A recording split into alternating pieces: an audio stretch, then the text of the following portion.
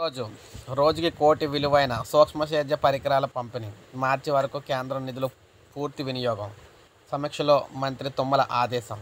రాష్ట్రంలో రైతులకు వచ్చే 90 రోజుల పాటు నిత్యం అంటే ప్రతిరోజు కూడా కోటి రూపాయల విలువైన బిందు అంటే డ్రిప్ ఇరిగేషను, తుంపర సేద్యం, స్ప్రింక్లర్ల సేద్య పరికరాలను పంపిణీ చేయాలని చెప్పేసి వ్యవసాయ శాఖ మంత్రి గారు అయితే అధికారులను ఆదేశించారు.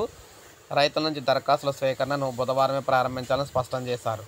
ఈ పథకం అమలుకు వచ్చే మార్చి వరకు కూడా గడువు ఉన్నందున కేంద్ర ప్రభుత్వం ఇచ్చిన నిధులను పూర్తిగా వెచ్చించాలని సూచించారు.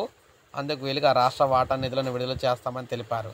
ముఖ్యంగా చూసుకున్నట్లయితే వ్యవసాయ, ఉద్యాన, మార్కెటింగ్ శాఖల అధికారులతో సమీక్ష నిర్వహించారు. సూక్ష్మ సేద్య పథకాలు నిధులు భారీగా పెండింగ్లో ఉండడంపై అసంతృప్తి వ్యక్తం చేశారు. రాష్ట్రంలో 2.31 లక్షల ఎకరాల ఫామ్ ఆయిల్ సాగు అవుతుంది. ఈ ఆర్థిక సంవత్సరం ఇప్పటి వరకు 28,000 ఎకరాల్లో సాగు లక్ష్యాన్ని అయితే పూర్తి చేశామని చెప్పారన్నమాట.